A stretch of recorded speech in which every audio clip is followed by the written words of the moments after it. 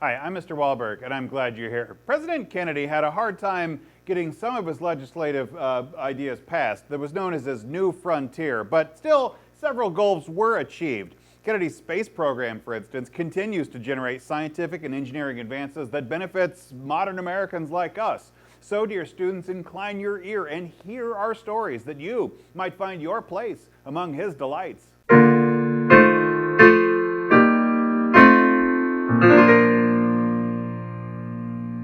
We have two objectives today. By the end of this class, you should be able to summarize Kennedy's domestic and space agenda, and you should be able to describe the events of the Kennedy assassination. But let's begin in Roman numeral number 21. Kennedy had great rhetoric. He had this soaring rhetoric that would capture the, imaginations of a generation, but he oftentimes had a hard time turning that vision into a reality. He faced the same conservative coalition of Republicans and Southern Democrats in Congress that had blocked, say, Truman's Fair Deal.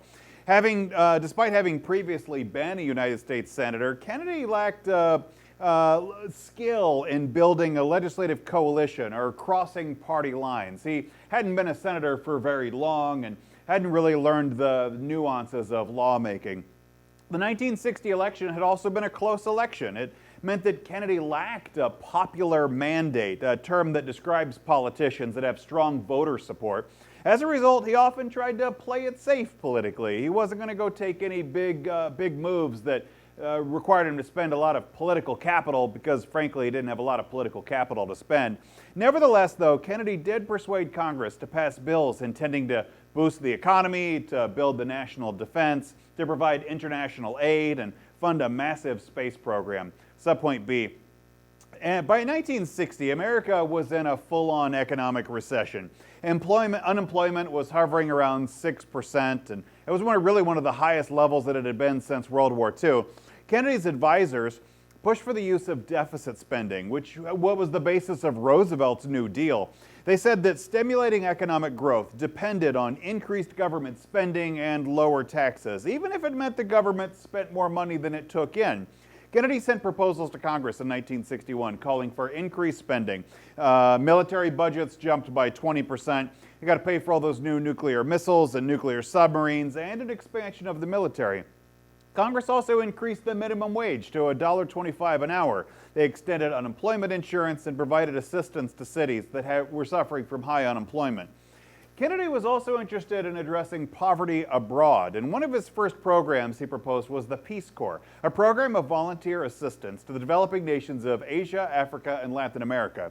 Officially, the Peace Corps was an anti-poverty program for the developing world.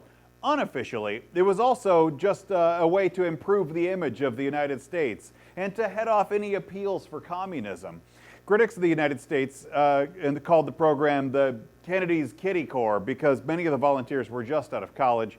Some foreign observers questioned whether or not Americans even really had the ability to understand foreign cultures on the level of living in a foreign world and trying to improve their lot in life.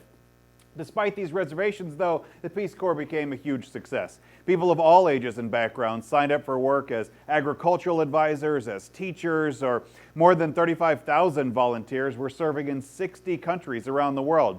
The Corps wasn't received well everywhere. Volunteers were suspected of being spies, and the Corps was often accused of neo-colonialism and cultural imperialism.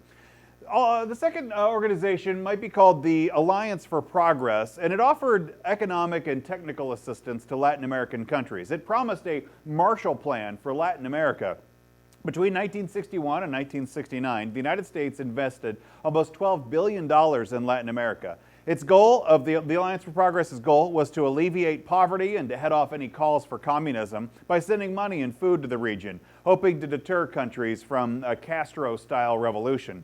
While money brought reforms and some development to the region, it didn't really reform Latin America in the way that they had hoped. More commonly, local militaries and elites intercepted the aid for themselves, and the poor received very little help. Subpoint D. On April 12, 1961, a Soviet cosmonaut named Yuri Gagarin became the first human in space. Kennedy saw this as a challenge and decided that America would surpass the Soviets by sending a man to the moon. In less than a month, the United States had duplicated the Soviet feat. Later that year, a communications satellite called Telstar relayed live television pictures across the Atlantic Ocean from Maine to Europe. Meanwhile, America's National Aeronautics and Space Administration, NASA, had begun to construct a new launch facilities in Cape Canaveral, Florida, and a mission control center in Houston, Texas. America's pride and prestige were restored. And speaking at a crowd before Houston's Rice University, Kennedy expressed the spirit of the space race, saying, "We choose to go to the moon in this decade and to do other things, not because they are easy, but because they are hard.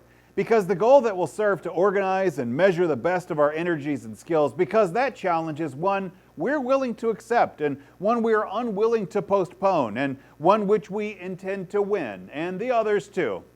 7 years later, on July 20th, 1969, United States astronaut Neil Armstrong took his first steps on the moon. As a result of the space program, universities expanded their science programs. The huge federal funding for research and development gave rise to new industries and new technologies, many of which can be used in business and industry, but also in new consumer goods. Space and defense-related industries sprang up in the southern and western United States, and they grew rapidly. Roman numeral number 12. By 1963, Kennedy's popularity was dropping in the polls. Now, your textbook says it's because he was advocating for civil rights. And honestly, I'm not so sure that's totally an entire picture. It's certainly part of the picture, but I don't think it's the whole picture. Kennedy was hardly a crusader on civil rights issues. Remember, he's playing his legislative practices pretty close to his belt. I think more likely the drop in the polls was related to a continually languishing economy and then a foreign policy that just looked ham-fisted and amateur. Nevertheless, still most supporters of, Kennedy still had some support. They were dropping. His poll numbers remained high overall, especially compared to more modern presidents. Subpoint D. On the sunny morning of November 22nd, 1963, Air Force One landed in Dallas, Texas. The President and Mrs. Kennedy had come to Texas to go mend political fences with members of the state's Democratic Party. Kennedy had expected a cool reception from what's otherwise a pretty conservative state, but he enjoyed applause from crowds lining the streets in downtown Dallas. Jacqueline Kennedy and her husband sat in the back seat of an open-air limousine. In front of them sat Texas Governor John Connally and his wife Nellie.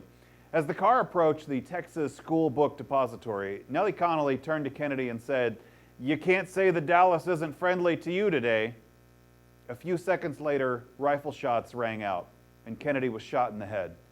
The car raced to a nearby hospital where doctors frantically tried to revive him, but it was too late. President Kennedy was dead.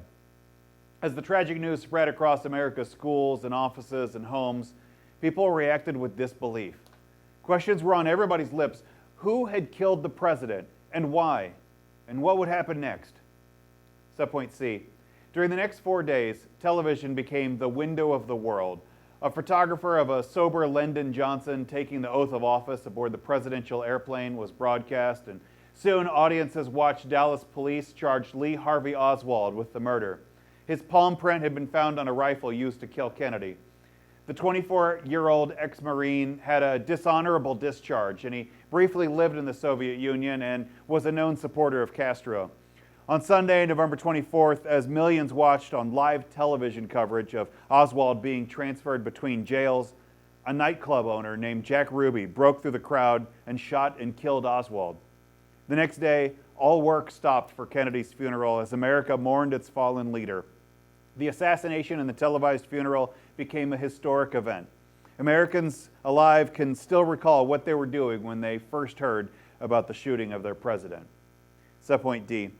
The bizarre chain of events made some people wonder if Oswald was part of a conspiracy. The 1963 Warren Commission investigation concluded that Oswald had shot JFK while acting on his own. Later, in 1979, a reinvestigation concluded that Oswald was part of a conspiracy. Investigators said that 2 persons might have fired at the president. Numerous other people have made investigations. Their explanation have ranged from a plot by anti-Castro Cubans to a communist-sponsored attack to a conspiracy by the CIA itself. In a speech to Congress, the new President Johnson expressed his hope that from the brutal loss of our leader, we will derive not weakness, but strength. Flush with strong poll numbers as America rallied behind Johnson as a tribute to Kennedy, Johnson used that popularity to drive through Congress the most ambitious domestic legislative package since the New Deal. Some people have argued, and I think compellingly so, that the 1950s is the longest decade in American history. The 1950s starts somewhere around 1948, culturally, economically. That's kind of when America becomes the 50s, and runs right through 1964 in the aftermath of the Kennedy assassination. That the 1950s, that optimism came to a shocking halt in 1963 with the assassination of Kennedy in 1964 as the dust settled from the attack. The 1960s will only last about 4 years, from 1964 to 1968, when the tide will turn again. And that's a fascinating story that I can't wait to tell you about. Make sure you like and subscribe. God bless you.